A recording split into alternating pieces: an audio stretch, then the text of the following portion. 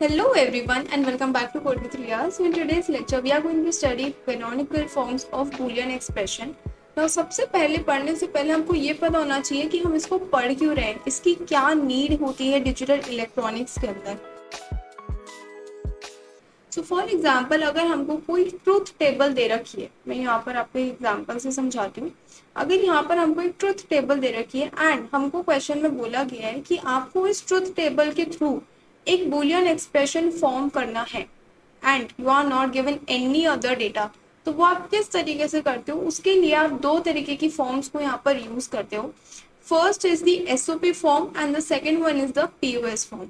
SOP forms means sum of product. इसका मतलब हमारे पास अगर एक ट्रूथ टेबल गिवन है, उनका सबसे पहले मुझे करना पड़ेगा प्रोडक्ट एंड देन मुझे उस प्रोडक्ट्स का जो मेरे पास जो भी टर्म्स ऑब्टेन हुई है उनका करना पड़ेगा सम।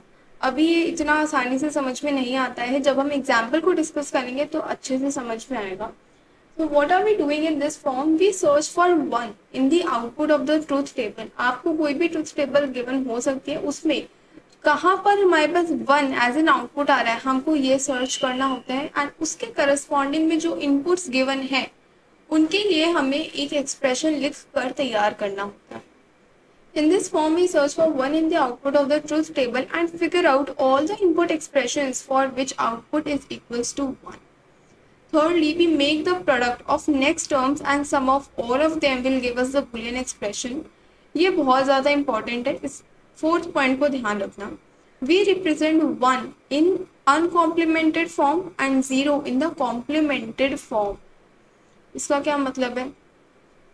यहाँ पर बात हो रही है, ये जो फॉर्म्स की अभी मैंने बात करी अनकॉम्प्लीमेंटेड एंड कॉम्प्लीमेंटेड, ये बात हो रही है इनपुट्स की, इनपुट्स फॉर्म की यहाँ पर बात हो रही है। अब जैसे हम एंड गेट में बात करते हैं, एंड गेट में तो अब हमारे पास ए एंड बी दोनों में ही वन आएगा, तभी हमारे पास आउटपुट में वन आएगा। Now if you talk about the और गेट ट्रुथ टेबल, तो और गेट में क्या होता है, हमारे पास ये पॉसिबल इनपुट्स होते हैं। Now for each possible inputs हमारे पास जो आउटपुट होता है वो इसके लिए 0 होता है, इट वुड बी 1 1 1। अब यहाँ पर क्या हो रहा है, जहाँ पर हमारे पास आउटपुट 1 आ रहा है, इनपुट में आप नोटिस करोगे तो यहाँ पर हमको 0 एज एन इनपुट भी मिल रहा है, तो इस 0 को हमको लिखना पड़ता है इन द कॉम्प्लीमेंट फॉर्म, ताकि हम उसको एसओपी फॉर्म के अंदर अच्छे से तरीके से उसको रिप्रेजेंट कर पाए। Now let's take an example of this and gate. इस एंड गेट की जो ट्रूथ टेबल हमको गिवन है, इसको यूज कर हमको एक एक्सप्रेशन लिखना है यूजिंग एसओपी फॉर्म। अब जनरली क्वेश्चंस के अंदर ये गिवन नहीं होता है कि आपको एसओपी फॉर्म से सॉल्व करना है, पीओएस फॉर्म से सॉल्व करना है, ना ही इसके ऊपर कोई थियोरेटिकल क्वेश्चन आता है। यहाँ पर जितनी भी मैंने थ्योरी लिखी है वो मैंने बस आपको एक क्लियर व्यू, एक समझाने के पर्सपेक्टिव से लिखी है। आपको ये बातें पता होनी चाहिए कि अगर कभी भी हमारे पास 1 मार्क्स में आ जाए एसओपी के बारे में लिखो, पीओएस के फॉर्म के बारे में लिखो, तो आप वहाँ पर लिख पाओ, ठीक है। Now let's take the example of this AND gate truth table. Now here we can see that we are having 4 outputs. 0 0 input के लिए हमारे पास आउटपुट 0 है, for input 0 1 we are having 0, 1 0 के लिए 0 and for 1 1 we are having the output as 0. Now out of these 4 outputs we have just one output that is giving as an output of 1. ये हमको सिर्फ एक ही ऐसा output है जो कि मेरे को आंसर में आउटपुट में 1 दे रहा है। इसका मतलब जो भी मैं इसके लिए एसओपी एक्सप्रेशन डिजाइन करने वाली हूँ इस ट्रूथ टेबल के लिए, that will be just one expression, that is y is equals to A B. अब ये y is equals to A B कैसे लिख दिया?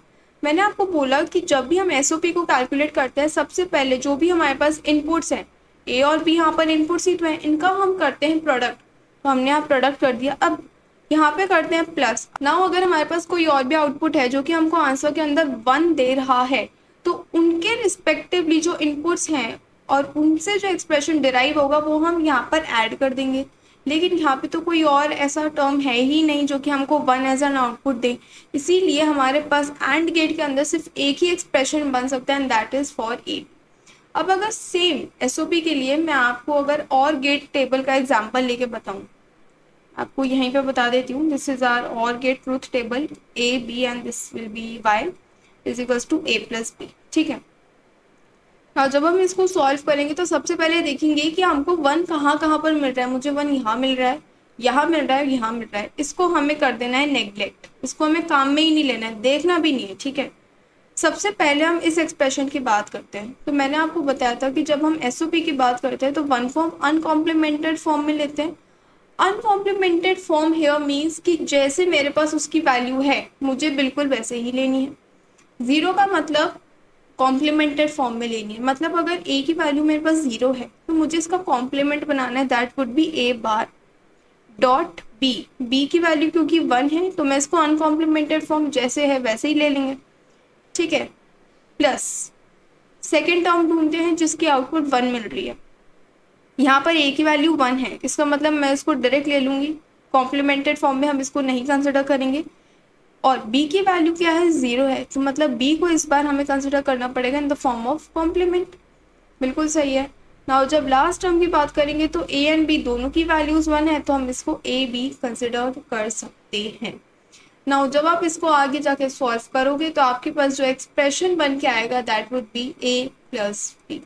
सो this is how you have to solve. अब यहाँ पर जो एक्सप्रेशन हमारे पास ऑलरेडी है इसको आप कैसे सॉल्व कर सकते हो, इसको आप सॉल्व कर सकते हो वो जो मैंने आपको आइडेंटिटीज बताई थी उनको यूज कर। आज का जो हमारा मेन टॉपिक है that is SOP and POS form, इसलिए मैं वहां पर नहीं जा रही। Links of both the previous videos in the description box so that you can check it out. Now the second topic for today is POS form. POS stands for product of सम।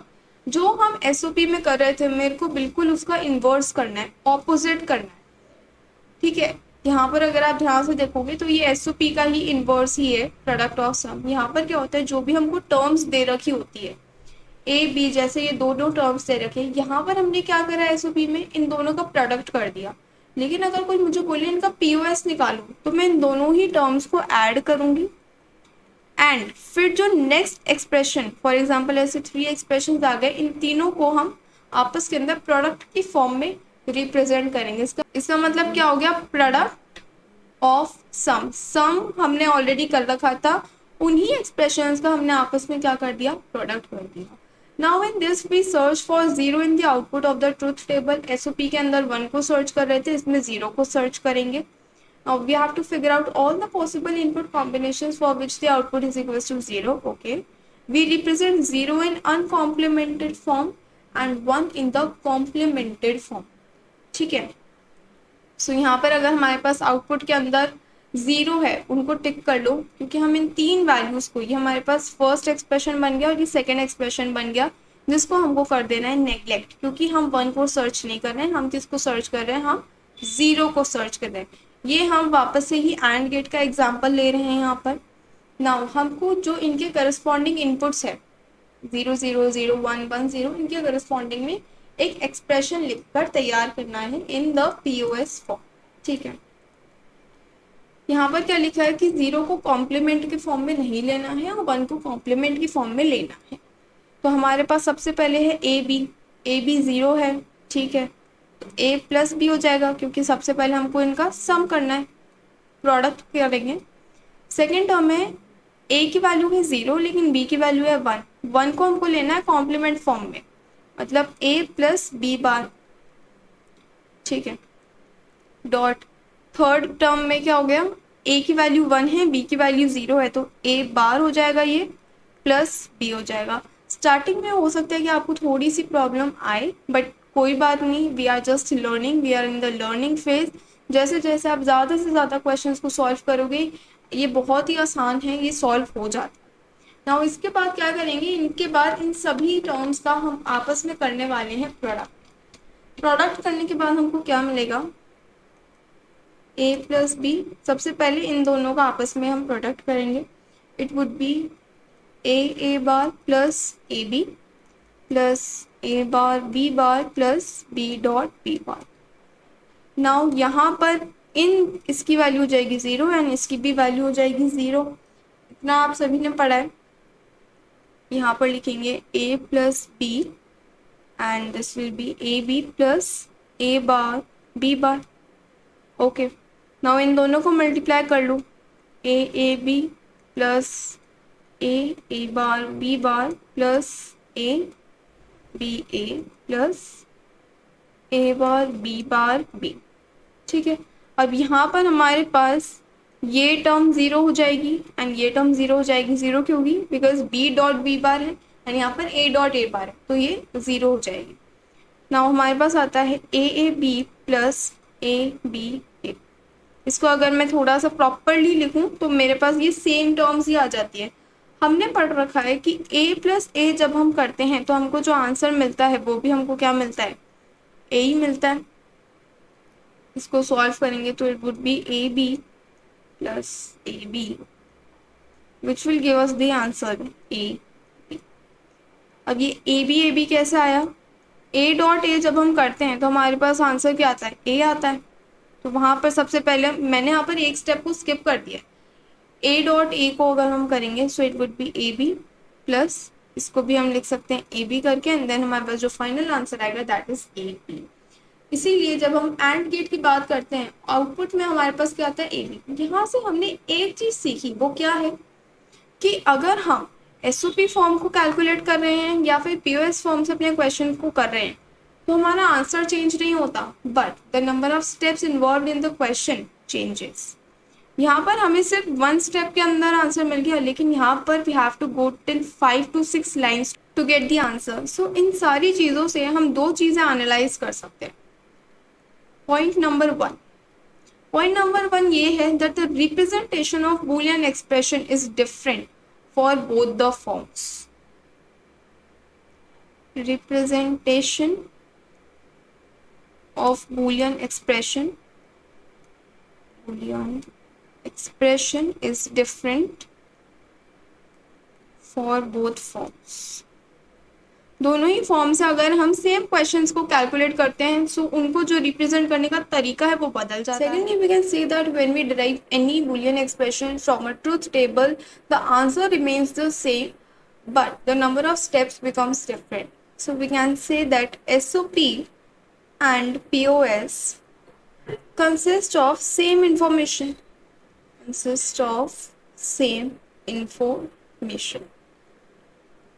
अभी मैंने आपको and gate का जब example करवाया तो मैंने and gate से SOP form में किस तरीके से करते हैं और पीओएस फॉर्म में कैसे करते हैं, मैंने दोनों ही स्टेप्स आपको एक्सप्लेन करे, लेकिन जो हमारे पास आंसर है वो वही रहता है।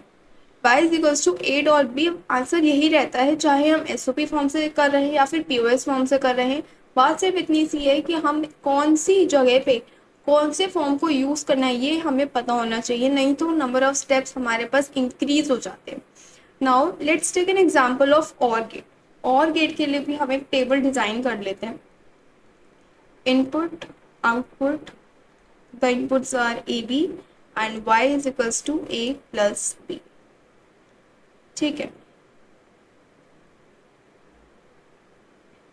तो हमारे पास यहाँ पर जो इनपुट्स होंगे दैट विल बी 0 0 0 1 1 0 एंड 1 1। इनके करस्पॉन्डिंग जो हमारे पास आउटपुट्स आएंगे दैट वुड बी 0 1 1 1। तो हमारे पास ये आउटपुट्स आएंगे। अब यहाँ पर भी हमारे पास दो एक्सप्रेशंस बन सकते हैं। फर्स्ट एक्सप्रेशन क्या बनेगा जहाँ पर हमारे पास आउटपुट 0 आ रहा है, so this will be our first expression, and second expression would be where our output is 0 where our output is 1। तो this is our second expression. अब क्योंकि सबसे पहले हम इसको एसओपी फॉर्म से कर रहे हैं, मैं आपको इसको पीओएस फॉर्म से भी करके दिखाऊंगी so that we can differentiate between both the forms. Now यहाँ पर सबसे पहले एसओपी फॉर्म से अगर हम बात करें, एसओपी का मतलब क्या होता है? सम ऑफ प्रोडक्ट। तो मेरे को यहाँ पर क्या करना है, मुझे यहाँ पर जो आउटपुट है वो मुझे y is equals to A plus B लेके आना है। Now let's start with it. मेरे पास सबसे पहले ये तीन टर्म्स जो हैं मैं इनको लेने वाली हूँ। इनके करस्पॉन्डिंग हमारे पास क्या बनेगा?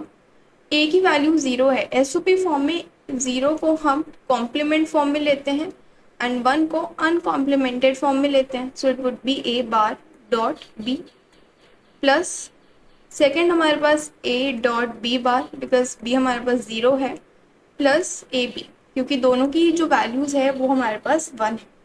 नाउ इसको सिंप्लीफाई करते हैं, A bar B plus A B bar plus A B. इन तीनों में से नहीं, ए बार बी को हम ऐसे ही लिख लेते हैं एंड यहाँ से हम ए को कॉमन ले सकते हैं। ए को कॉमन लिखकर अंदर आ जाएगा बी प्लस बी बार, इसकी जो वैल्यू है वो हो जाएगी 1। और हमारे पास बचता है ए बार बी प्लस ए, जिसको हम तोड़कर कुछ इस तरीके से लिख सकते हैं a plus B, right. We can write this as, and ये पूरी की पूरी फॉर्म जो है वो 1 हो जाएगी। तो हमारे पास जो एंड में आंसर आता है that would become a plus B. And जो हमें आंसर निकालना था, जो हमारे पास आंसर था वो भी था हमारे पास a plus B. That means हमने एसओपी फॉर्म से जब करा इस क्वेश्चन को तो हमारे पास हमारे जो आंसर है, जो टर्म हमें आनी चाहिए वो हमारे पास आ चुकी है। Now let's move to the POS form. Same question को अब करने वाले हैं हम पीओएस फॉर्म के थ्रू। पीओएस फॉर्म में भी मुझे जो आंसर है वो चाहिए a plus B. POS form के अंदर आउटपुट के अंदर हम ढूंढने वाले हैं जीरो की टर्म्स। जीरो की टर्म हमारे पास सिर्फ एक ही है, दैट इज दिस टर्म। तो इसी को हम लिखेंगे पीओएस फॉर्म के अंदर। जीरो को हम रिप्रेजेंट करते हैं अनकॉम्प्लीमेंटेड फॉर्म के अंदर, and 1 is represented in the complement form. So अगर यहाँ पर लिखेंगे सो हमारे पास आएगा y is equals to a plus B dot. अब यहाँ पर हमारे पास कोई और ऐसी टर्म नहीं है जो कि हमका आउटपुट जीरो ला कर दे रही है। So this will be our final answer. So मैंने आपको एंड गेट से भी क्वेश्चंस को करके दिखाया है और गेट से भी करके दिखाया है। सो हमने एक चीज़ को एनालाइज करा है, दैट इज जब हमने एंड गेट से सॉल्व करा पीओएस फॉर्म को लेकर तो हमारे पास जो आंसर है वो हमको 6-7 स्टेप्स के अंदर कैलकुलेट करके मिला। लेकिन जब हमने सेम फॉर्म से और गेट के लिए सॉल्व करा तो हमको सिर्फ 1 स्टेप के अंदर आंसर हमारा मिल गया। And same goes for the SOP form also. SOP से अगर हमने और गेट को सॉल्व करा तो 5-6 स्टेप्स लग गए, लेकिन एंड गेट के अंदर हमको सिर्फ एक ही स्टेप लगा था। सो ये इसलिए बहुत ही इंपॉर्टेंट है जानना कि हम जिस ट्रूथ टेबल में सॉल्व कर रहे हैं, जिस फॉर्म को लेकर सॉल्व कर रहे हैं, उससे हमारा आंसर कितनी स्टेप्स के अंदर आ सकता है। Let's solve one question on this topic. So we are given a Boolean expression and we have to draw the truth table using this Boolean expression. So ये जो हमको Boolean expression given है y is equals to a plus b c बार, ये हमको output के अंदर लेना है एंड इसके करस्पॉन्डिंग हमको इस एक्सप्रेशन के थ्रू एक ट्रूथ टेबल डिजाइन करनी है। नाउ इस एक्सप्रेशन को देखकर एक बात समझ में आती है कि ये जो एक्सप्रेशन है ये हमको दे रखा है एसओपी फॉर्म के अंदर, ठीक है, ये हमको एसओपी फॉर्म के अंदर दे रखा है। अब इसके अंदर हमको एक और बात दिख रही है कि इसके अंदर हमने यूज करा है और गेट। और गेट को हमने यहाँ यूज करा है। और गेट की कैरेक्टरिस्टिक्स को यूज कर कर हम पूरी की पूरी यहाँ पर जो ट्रूथ टेबल है उसको डिजाइन करेंगे। कैसे? और गेट में क्या होता है, if either of the input is 1 then the output corresponds to 1, right. So इसका मतलब अगर a की वैल्यू 1 हो गई, if a is equals to 1, इसका मतलब मेरे पास जो आउटपुट आएगा वो 1 ही आएगा। यहाँ से मैं एक बात तो कंफर्म कर ही सकती हूँ क्योंकि बी सी बार तो हमारे पास एक टर्म है and A is another term. तो अगर ए की वैल्यू 1 है इसका मतलब वाई की वैल्यू 1 हो जाए, ठीक है। अब यहाँ पर हमने इनपुट्स ले रखे हैं 3, ए बी एंड सी। तो ए बी सी के करस्पॉन्डिंग जितने भी हमारे पास इनपुट के कॉम्बिनेशंस पॉसिबल है वो हम यहाँ पर लिखेंगे 1 2 3 4 5। This would be 1 1 2 3 4।